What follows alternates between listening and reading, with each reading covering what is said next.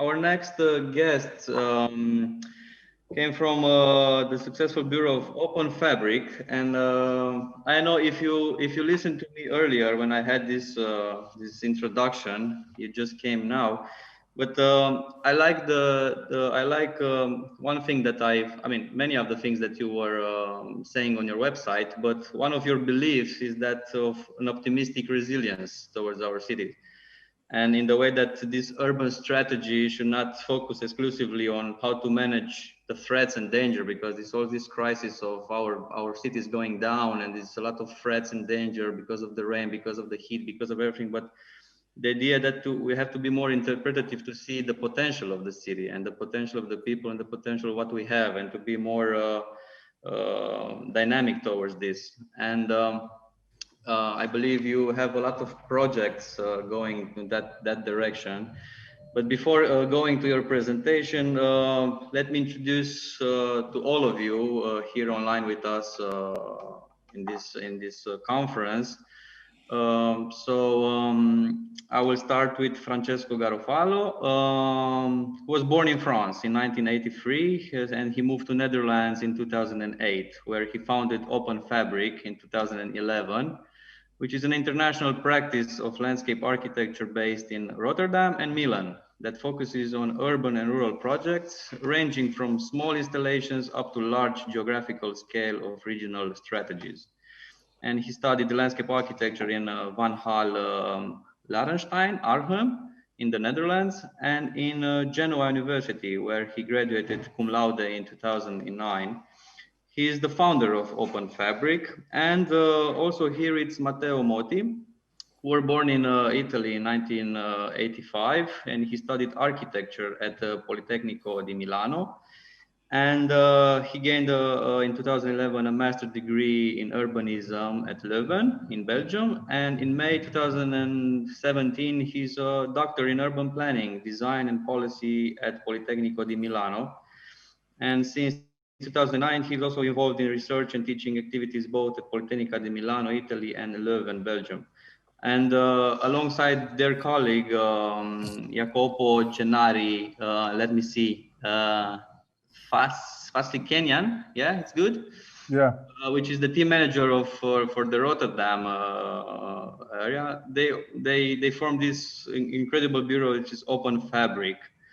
And I'm pretty sure we will all enjoy their presentation. It's really nice, the things that they're doing, and it's a bureau that is worldwide acknowledged, and let's say winners of several projects. I mean, competition design. And what can I say more? It's that the floor is yours, Francesco, Matteo, and let all enjoy this presentation and the knowledge that these guys will bring us today. Thank you very much for your presence. The floor is yours. Thank you so much, Andrei. Do you see my screen? Yes. This is a PDF, right? The presentation. Yeah, it's okay. Okay, very good. Okay, we will go a little bit quick because we have about half an hour. But first of all, thank you so much for inviting us. Thank you, Andrei, and thank you to the whole ASOP community. It's great to be here, and I very much hope next time we will meet live and do presentation on, yeah, in real life, indeed. And thank you for the kind words of introduction. So indeed, I'm Francesco GAROFALO. I'm the founder of the office, which I have the pleasure to lead together with Matteo MOTTI, who's here today, and Jacopo Gennari, who's here upstairs in the office in Rotterdam, which is this one you're seeing now in the picture. Okay, we have half an hour and we have a number of slides, which is pretty ambitious. So we will try to be swift. We would like to talk about a couple of projects, and the overarching topic is wild cities and artificial jungles. Well, let me start from the very cover. This scheme is is one of the very first diagrams we have developed for a new project we have in Paris, in Romanville, banlieue. And one of the core key focus point would be definitely widening the city. As I hope you will have a look to our work is very diverse in terms of typology and in terms of geography. So this is a study we have done a couple of years ago on the Port of Rotterdam. This is a master plan competition. We got finalists for Genova. It's a park under the bridge that collapsed 2 years ago. Genova is my city, by the way. I'm happy to say that every time. This is a competition for a park we have recently won, and we are now delivering construction drawings. This is a public space design we have realized in The Hague. And this is another one we have realized in Amsterdam in 2018. Well, I'm also happy to share that we have very, very recently opened to public another pocket space, public space structure in Italy, northern Italy, which is Desio. You could have a look to better resolution pictures on the website, but this is the idea. A very, it's a small little public space, which for us summarize a lot of what is usually our approach on public space, which I would say overscaling simplicity somehow. All right, but the lecture of today has nothing to do with that, because it's about widening cities and artificial jungles. We have organized this little contribution into 4 topics, and you will let me know when I'm too late. So we have half an hour, Andrei, right? Yes. I'm keeping an eye on the watch, don't worry. Okay. Yeah. All right. Foodscape, widening cities, background instability, and on wilderness.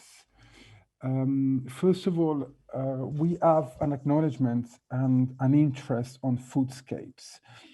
I always like to mention this book, which is the work of a chef. Virginia Martinez is a Peruvian chef who has organized his whole menu along altitudes of the Peruvian country. So each plate is related to a specific ecosystem and to a specific latitude, which for us gives us a very precise indication of and clear indication of how food, how gastronomy, how what we eat in our plates is related to landscapes and ecosystems, which is also valid in terms of our footprint. So this is a Humboldt Current in Peru, which has made Chile and Peru one of the most rich in terms of marine biodiversity countries in the world, which is now being overly exploited to to fish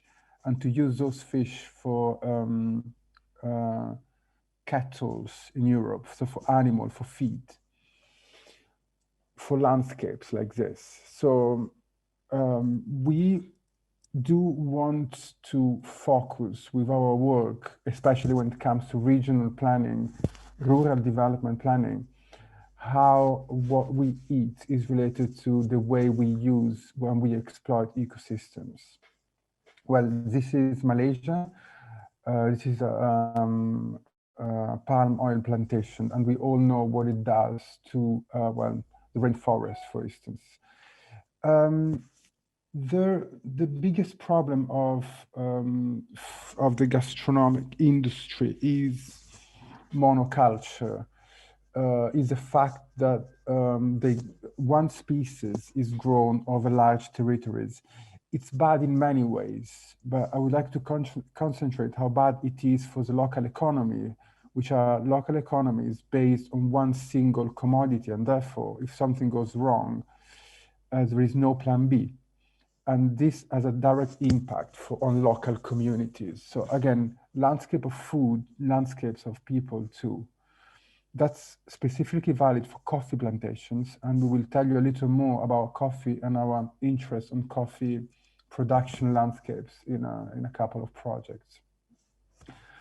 Well, our interest into gastronomic approach to landscape has been, emerged in a couple of projects. One is this.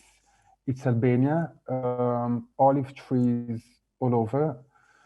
Well, our exercise here was to start from food. So not the other way around, how you would expect that would be intuitively the right things to do. But we have gone into the landscape, we have spent time, we have delved into local produces with local chefs in order to learn about how rich agricultural biodiversity used to be, and it was not. So now people are buying things from supermarkets, but as a matter of fact, they were living out of their own crops for a long time, and they used to be, and they could be incredibly, again, rich and tasteful. So starting from the very plate, we have, engaged with local community in order to come up with list of vegetables, with list of crops, and more importantly, with what we call a perfect hectare, which is a scheme. It's a diagram of mixed polyculture. It's an idea of growing crops under the canopy of olive trees in order to diversify production and make it and make local communities possibly partially self-sufficient.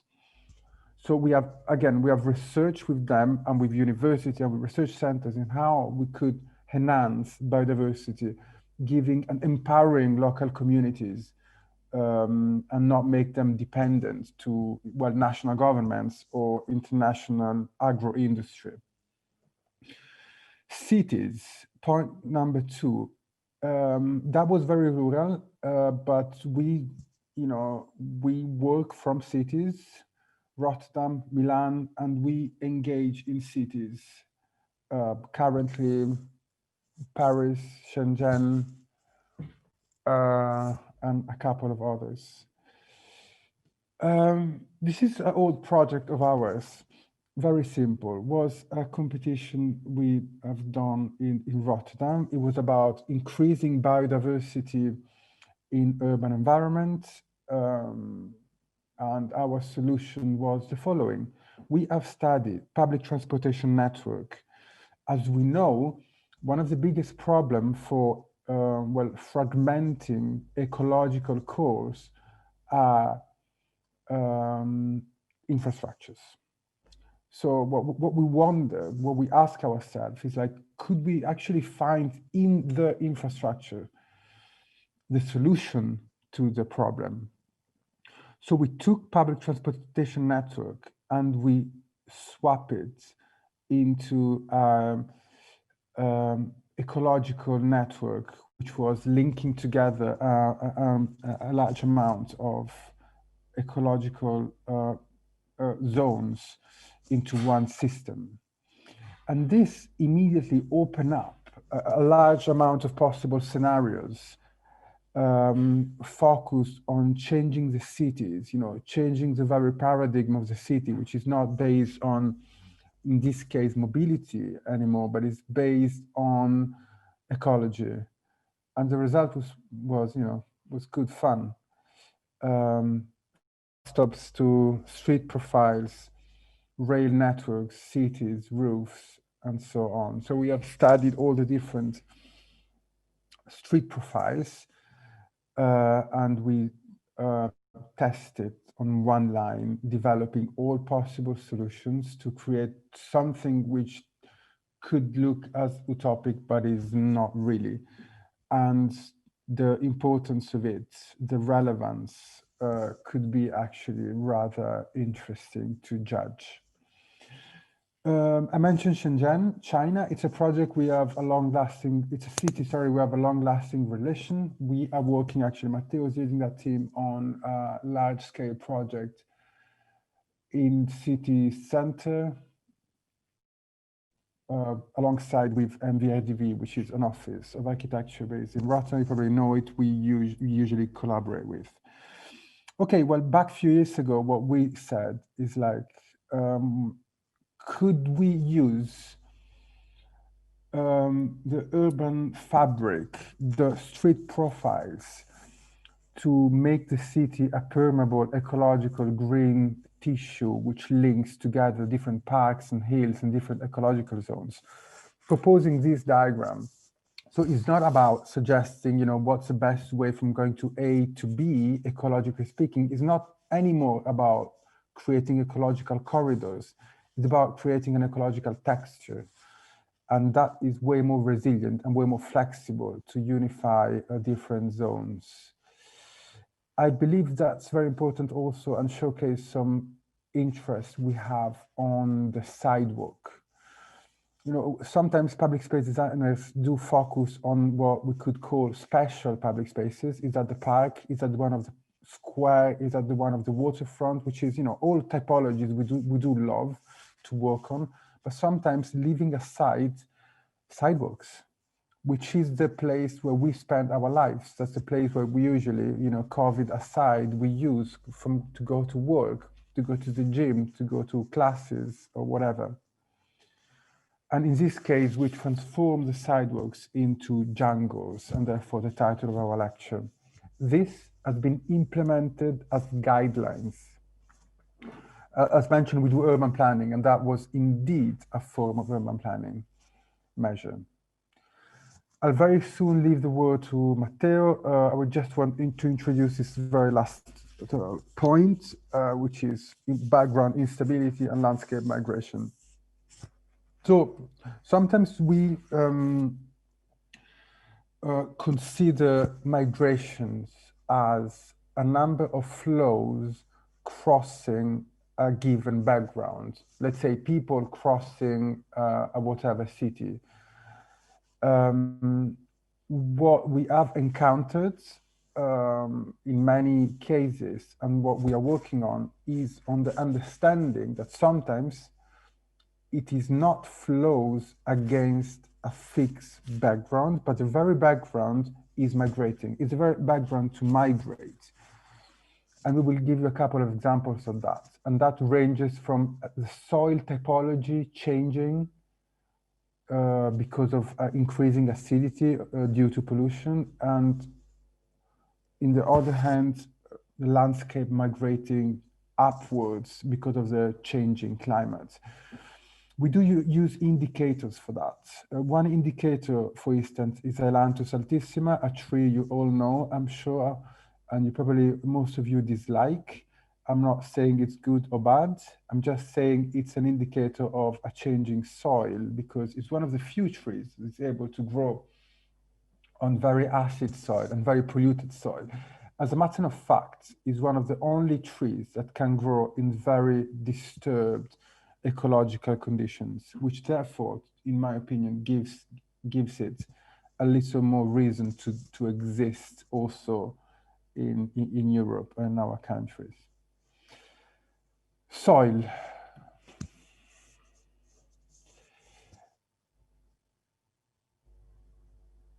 Matteo, would you like to take over? Yes, please. Do you see my screen? I will stop sharing myself. And yes, perfect. Yeah, fantastic. Okay, so last year, back in 2019, we've been invited by Strelka KB to design a perfect rectangular park. In occasion of the World Cup, Sochi 2018 in Russia, the Soccer World Cup, in Kaliningrad, a new island have been built in order to host the stadium for the World Cup. And of course, as all these big development, these big events create further developments. And a competition have been launched and a master plan have been designed for the islands to be. So man-made manipulated soil, an artificial island to host the World Cup, subsequently transformed into part of the city.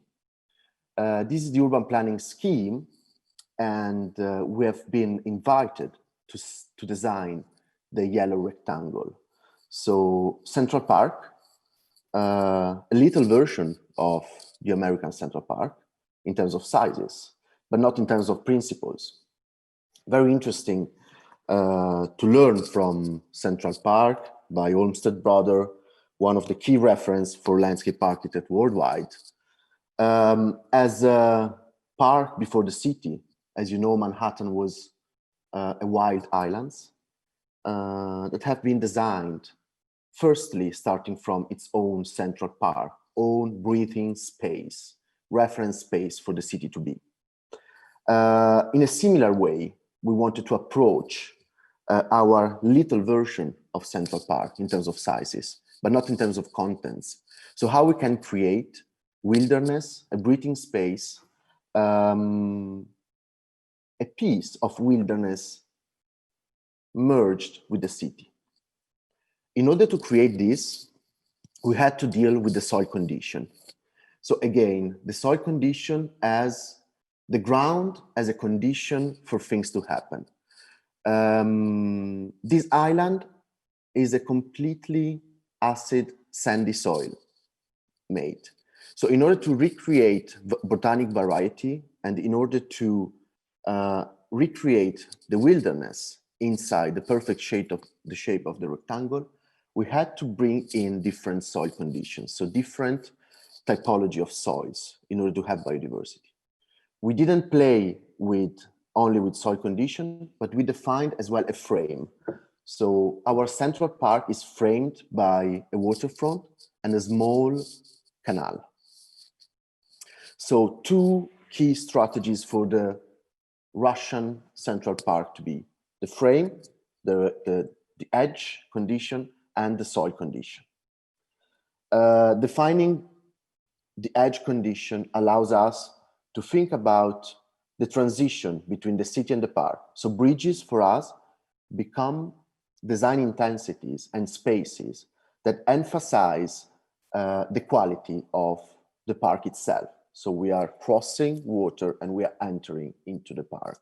So we are changing condition, we are changing real. Here you can see some zoom-in plans, and you can see how the color of the different trees respond to the soil conditions and the different condition of the ground. Moreover, you see also how the bridges become spatial devices to connect the city with the park itself. Every bridge has its own story. Every bridge becomes a spatial device and not only an infrastructure, from infrastructures to space. So also the ground condition is a matter of soil, minus and plus. If we excavate soil to create the water framework, we have soil to create variety in terms of heights. So we are able to create artificial topography. And this artificial topography may host different biodiversity. So as you know, the soil condition is very well explained by this triangle going from clay, sand, silt, and the different condition in the middle. And so from acid to alkalinic soil, we have a variety of plants that can grow very easily. So also in terms of maintenance, they can be very sustainable in a way. So our palette of trees follow the ground condition. And this is the scheme of the ground condition that allows us to recreate a park for people with a lot of different trees and atmospheres. I leave back the word to Francesco for Peru. Thank you. Yes.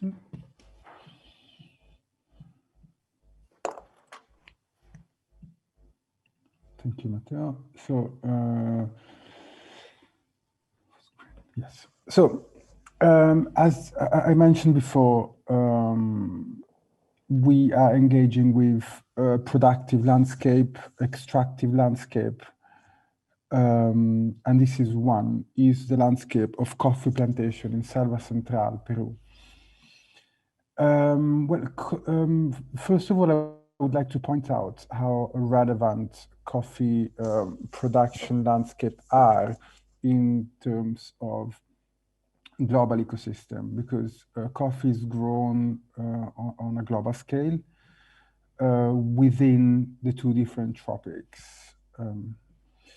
Our project is located on the edge of the Amazon River basin, which makes it extremely important, and I would say also to set an example of how to treat agricultural landscapes at the edge of the rainforest, because of course this is where the forest is the weakest, and human footprint can overrun the forest. What we have produced similarly, so just showing that this is our approach, we have studied the forest canopy, which now is something that's like the scheme in the left. You have coffee shrubs, and then we have the wild habitat of the trees above. What we have defined was a complex vertical ecosystem which was merging together a large number of productive species, from fruits to log trees to crops and so on.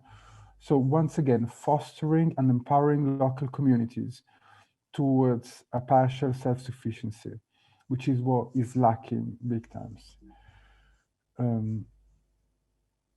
I would like to point out how, and I hope our work in general testify how the scale of such phenomena, it's very diverse. So the project here can be simplified in a very small cross-section of the forest. The impact of the phenomena is global. And this sort of journey through scale, I would say, is one of our key approach when we face a whatever project. Furthermore, in this specific case, we have analyzed the coffee production chain in order to make it more effective and more well-functioning, and we merge it together with touristic accessibility. Such landscape, such territories has an unexploited potential of tourism, which should be addressed in order to be sustainable and to make it sustainable from the very beginning. And that's what we are proposing and what we have proposed here. And to finish on this project, we mentioned in the beginning of this third point, landscape migration. So background instability and landscape migration. Because of changing temperature, what happens is the coffee production landscape has to grow uphill in order to meet the right conditions, which is a cold, the temperature is becoming too hot. Therefore, coffee production is climbing up, leaving a little piece of former productive space abandoned on, downhill. So we are assisting here to a landscape which is not only migrating, but is migrating on 3 dimensions, because it's moving, on the 2D, but it's also climbing on altitude, creating a very interesting phenomena, which we have to understand first. Well, I would say, first of all, to understand the implication of the climate change phenomena. Secondly, in order to, to design it, to see what to do with these leftover landscapes, which is what we have suggested and proposed in this larger master plan. Yeah. Mike, the microphone, Matt. Can you see the screen? So if we are talking about productive landscape from one side, as Francesco just mentioned, we deal also with other type of landscapes, such as cultural landscapes. And we deal also with cultural events and the discovery of landscape through different perspectives, of course. We just want to show you, the ideal garden, right? The Hortus Conclusus or the Janina. So different cultures in our history represent heaven and ideal spaces as a fenced garden, as a perfect geometry and design landscape, domesticated and fenced with secure boundaries. Sometimes we like to deal with the opposite, so with the wilderness. So exactly the opposite of the fenced garden. Existing wild areas, strict nature reserves, are places that fortunately are still the largest part of our world. And we had the occasion to deal with this topic in two different projects. One was a commission from WWF to create a treetop trail in Georgia, in a beautiful forest, in a beautiful natural reserve, create a small infrastructural interventions in order to have visitors and people discovering the beauty of the forest itself. So we simply create a circle that is a path that is gently achieving and reaching the top of the trees. And this continuous movement allows people to experience wilderness as simple as it is, the experience of the forest. Within the experience of the forest, we introduce little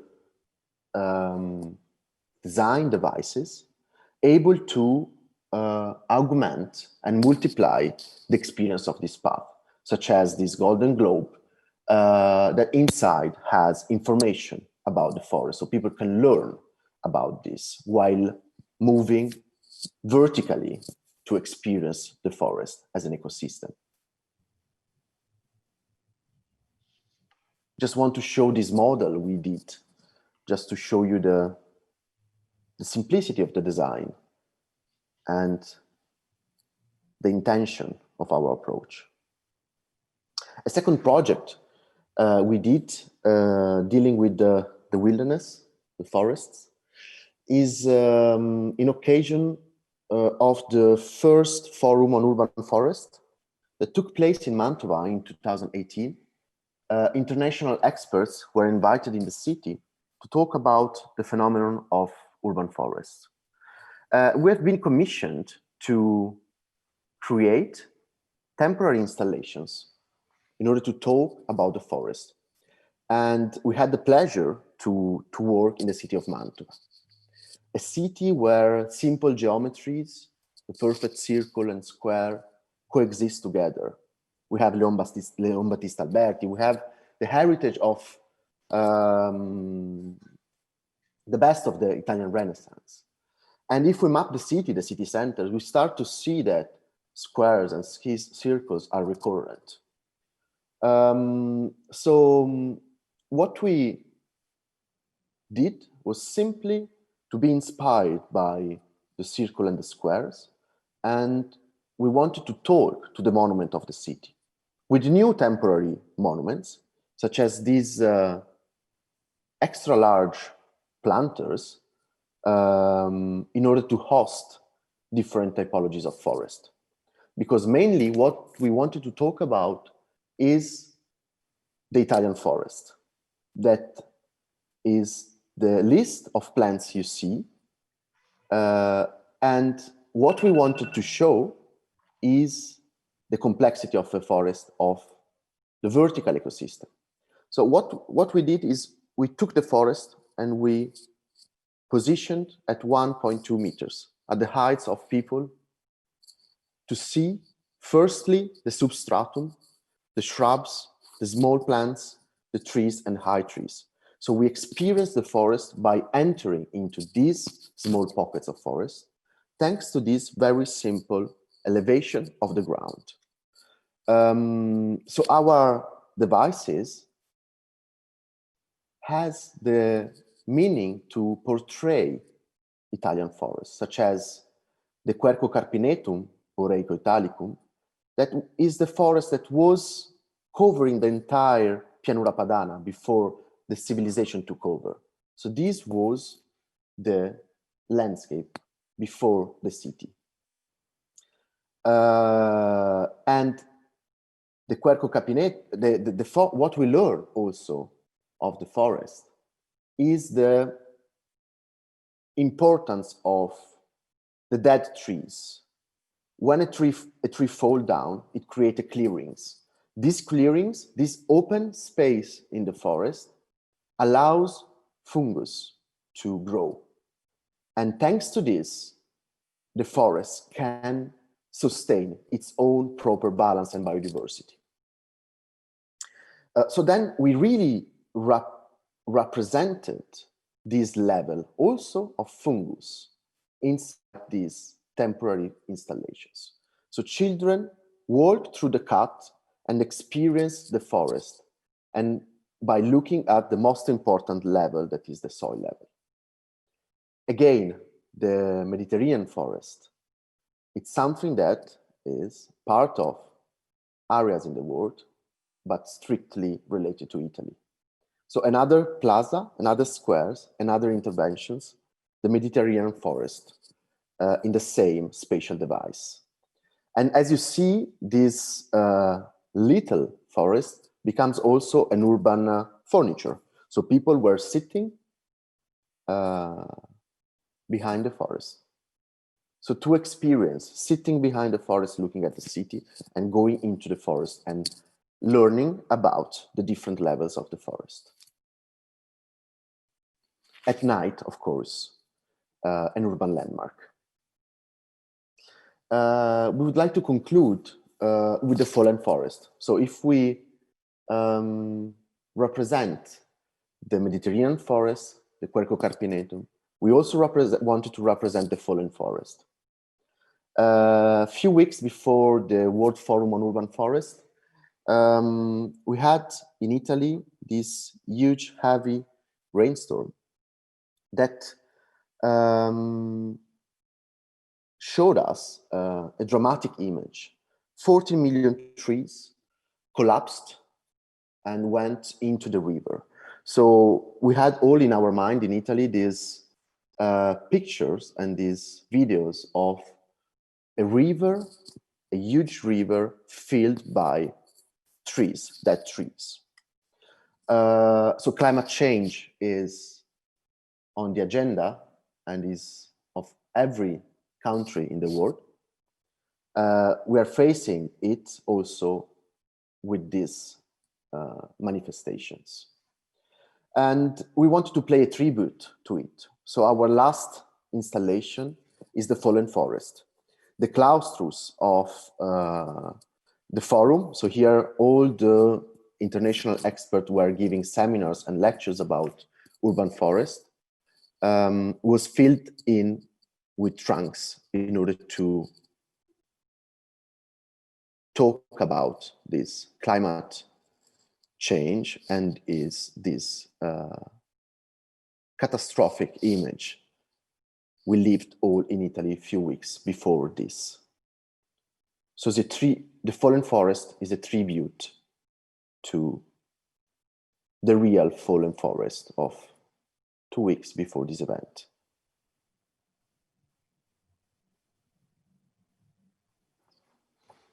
Thank you. Our lecture is finished. Well, what else to say now with this ending? Thank you very much, Matteo. Thank you very much, Francesco. It's really interesting and very nice transition through our living environment, which is very complex and very different. And your interest that expands towards the urban-rural condition, and it's really rewarding to see the scale of what Open Fabric addresses to our landscape and what the profession actually deals with. And you have this very nice saying here, and again about your belief is that this urban-rural condition, there are words, they're seemingly an oxymoron. In fact, urban areas depend on ecosystem services, which are often far from the city itself. Amongst other services, food production in many cases is located in distant landscapes. Gastronomy, for instance, can be key to reestablish a link between food, cuisine, agri-production, people, and places, bridging usually disconnected territories. And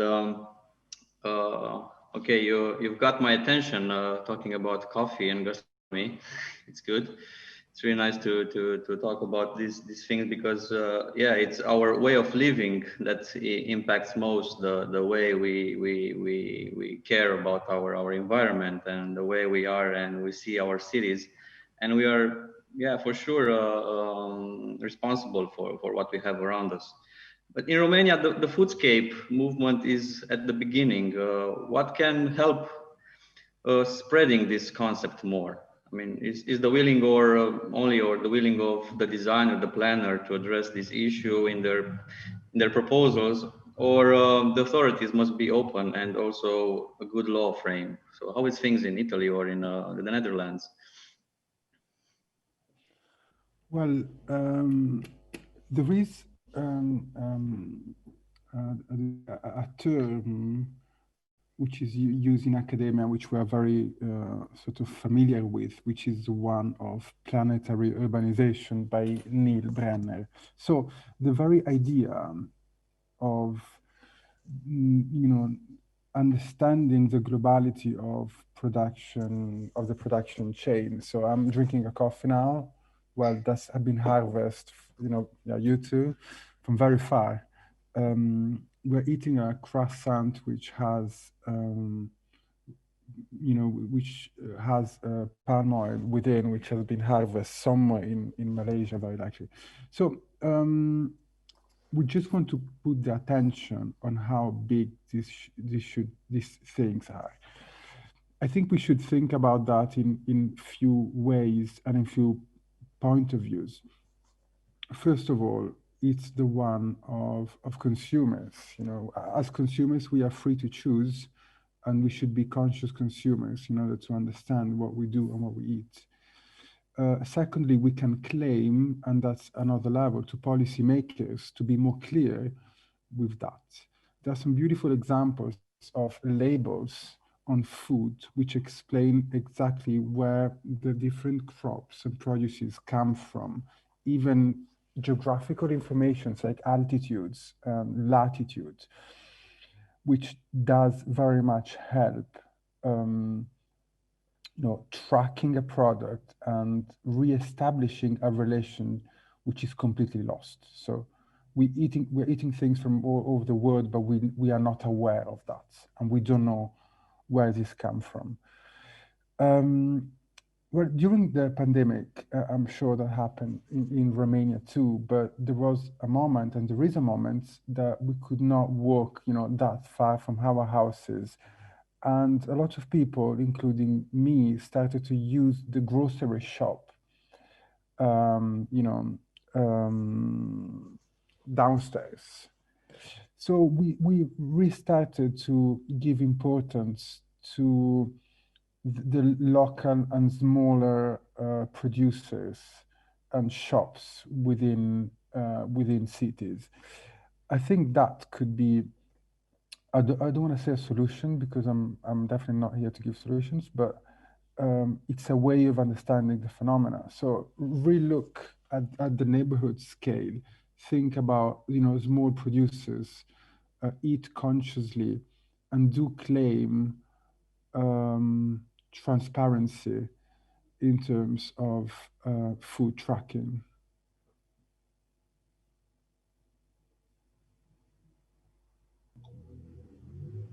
So what was the impact of this COVID-19 pandemic over the gastronomic projects, let's say, where restaurants were the first to be economically impacted? I mean, do you feel this will change in the coming future? I mean, it will be like something that we all will look like a saving projects, or we'll have to deal with different topics in our profession.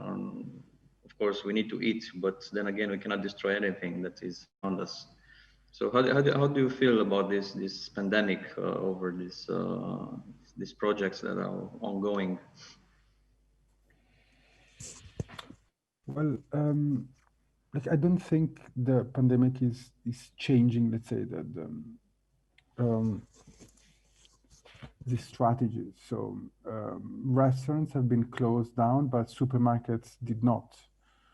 There is a shift indeed, but food landscapes still do function as food landscapes. What I wish it happens is a better understanding of relation between ecosystem health and human health. There are a bunch of studies out there that they have proven how a disrupted planet has made easy for the virus to spread amongst people. I'm not a scientist, but there are plenty of papers and of very well-informed opinions on that. So if there is a direct connection between human health and ecosystem health, I think we should take care of the ecosystems, starting from food production. Indeed, I think the most of us are unaware of some phenomena. It was striking to me when I went to Peru and I saw these fish villages. They were fishing to the extreme, the whole Peruvian coast, in order to produce feed for cows in Europe. So us eating red meat in Europe has and is completely exploiting in many ways the coastal biodiversity in Latin America. I mean, how could someone be aware of that? It's difficult to know. So once again, I think, creating a relation between human health and environmental health and claiming clarity, that would definitely help. Thank you very much. There's a lot of discussion that can go on over these issues, and it's really interesting how Open Fabric could address all these scales. I mean, it's you have a lot of projects coming from the very small scale in the urban context and dealing with the people and developing very interesting and projects in the urban areas and going out in the big landscape and addressing these extremely big issues. So it's something that we thank you for letting us all be aware of. And I just want before going to our final presentation for this first panel to greet you on behalf of all people watching us now. It's over 100 people looking at us on Facebook, and for sure there will much more will come. And it's really important. I think it's like how you say. It's not like a professional party here, but it's very nice that you are with us today and we can share all this experience that we have, because maybe we're not that clear when we think about our environment and what are the true aspects, all of these ecosystemic services that surrounds us, and how fragile is our landscape, and how much of innovative and knowledge we must have in order to address all these things. Because we're really on the point of I know being very dramatic with our earth, and the landscape architect, the planners, everyone involved in have now or will have to have a more big voice in order to address these issues. So it's a lot that you could say to us, I know, but I thank you very much for now. Matteo, you were great. Francesco also, and Open Fabric. Thank you, Andrei. Thank you for inviting us. Yeah, it was our pleasure.